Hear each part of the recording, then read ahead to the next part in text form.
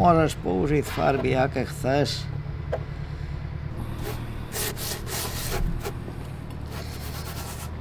Predtým musíš namaľovať, čo chceš robiť. Toto už je len v finále, že to prejde ohňom a to je jak spojidlo, jak tvrdé, jak kameň alebo kov.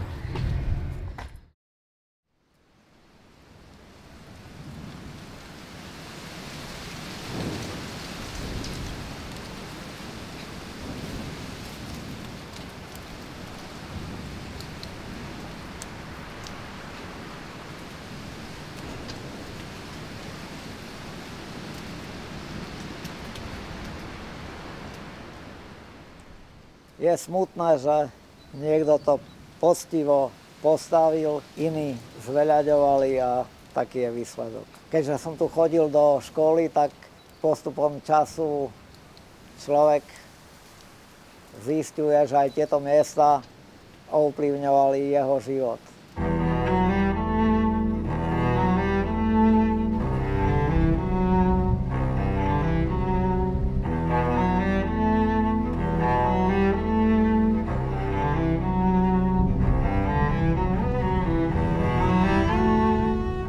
Som prvýkrát spieval pesničku so spolužiačkou ako prvák.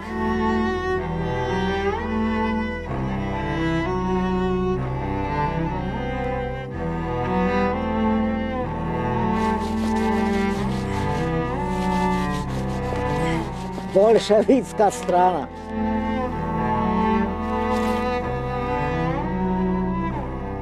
Jeho režim dohnal aj do tohto stavu. Mám veľa spomienok z tohto prostredia. Jednou z nich je, že som tu prvýkrát v živote bol v kine ako 10-ročný v roku 1968 s otcom a s mamou. Film sa volal Evangelium svätého Matúša.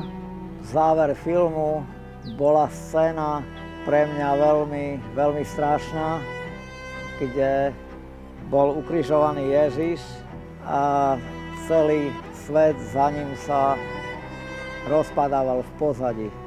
S odstupom času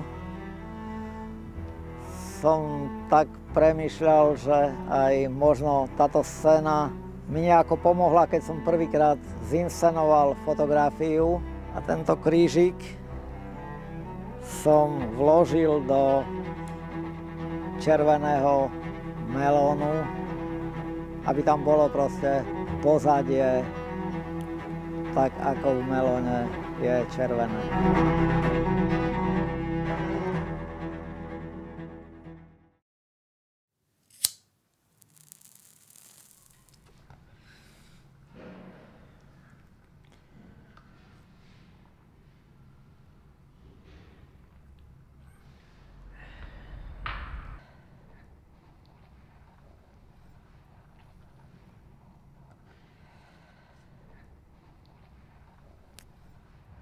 Ľudia z dediny chodili často do Užhorodu.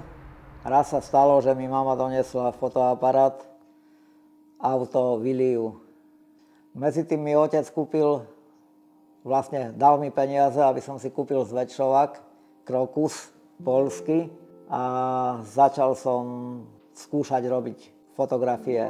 Prvý film, ktorý bol, tak to bol práve z tých košických futbalistov. Otec ma furt prosil, aby som ho nafotil, keďže bol vinohradník. Mali sme 1200 kríkov, šľachteného viniča a strápce boli aj 40 cm. Otec sa z toho veľmi tešil a chcel, aby som ho nafotil. No a ja stále nemám čas, ako to býva.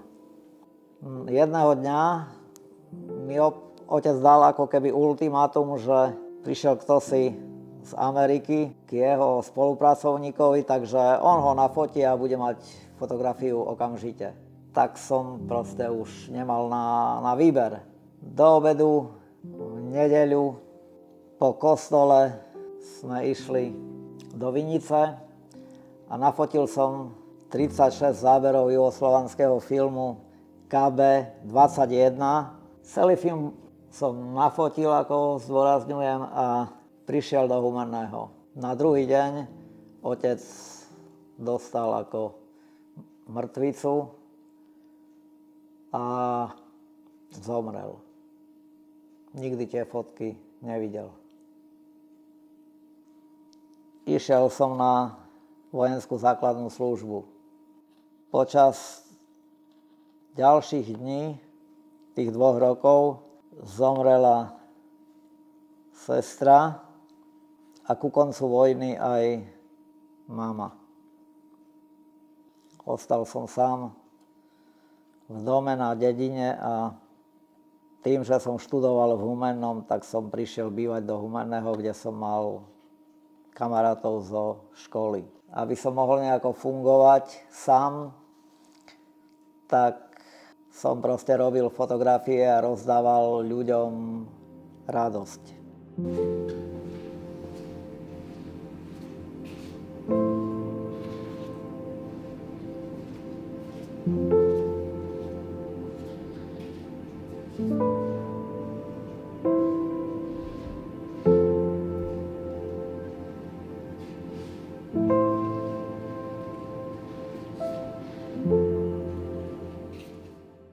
Jedného dňa som odskúšal robiť obrovské fotografie, aj 2-metrové.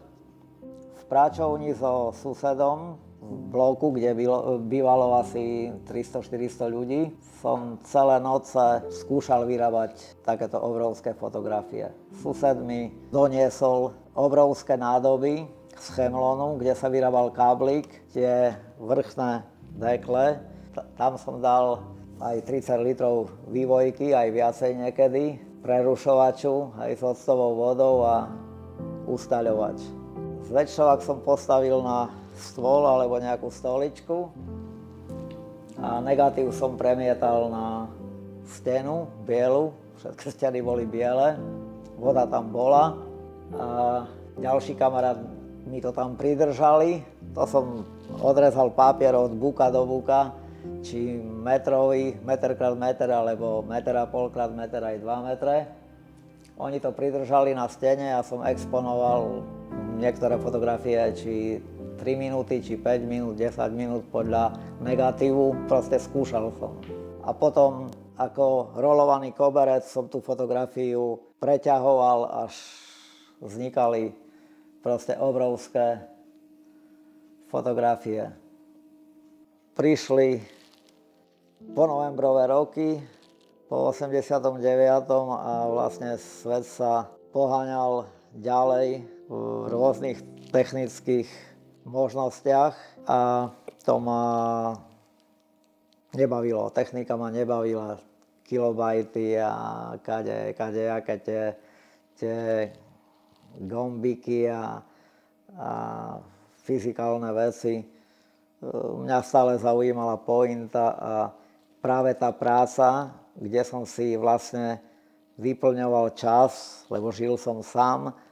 Tým, že človek je tvor činný, tak som sa potreboval nejako inač zorientovať v záujmoch. A tým, že som sa venoval umeniu ako tak som začal premýšľať o tvorbe obrazov a tým, že som začal pracovať v zberných surovinách, tak vo všetkom som videl umenie. S tými mojimi prvopočiatkami som navštívil Fera Guldana.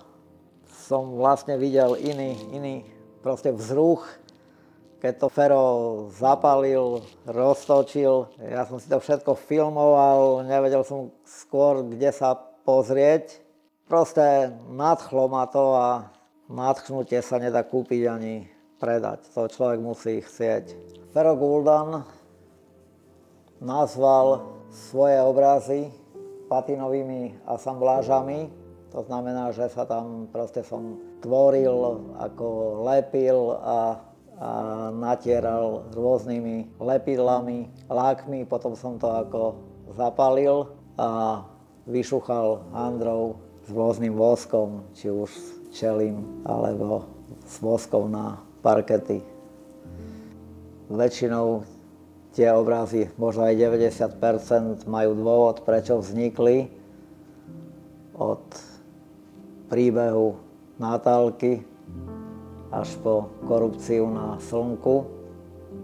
Urobil som zo pár kapurkových, lebo na východe je známa kapurková, rozlúčkový štamprlík, ale naozaj tá kapurková sa má vypiť na kapure a keďže bývam v bytovke, tak nemôžem piť kapurkovú, takže som a stále ešte vyrábam takéto skrinky, kde sa urobí ten rituál, že sa otvorí a zavrie kapurka a si dá štamprlík s priateľom na šťastnú cestu domov. Aj tak považujem za najväčšie umenie, alebo najkrajšie umenie je láska k ľuďom.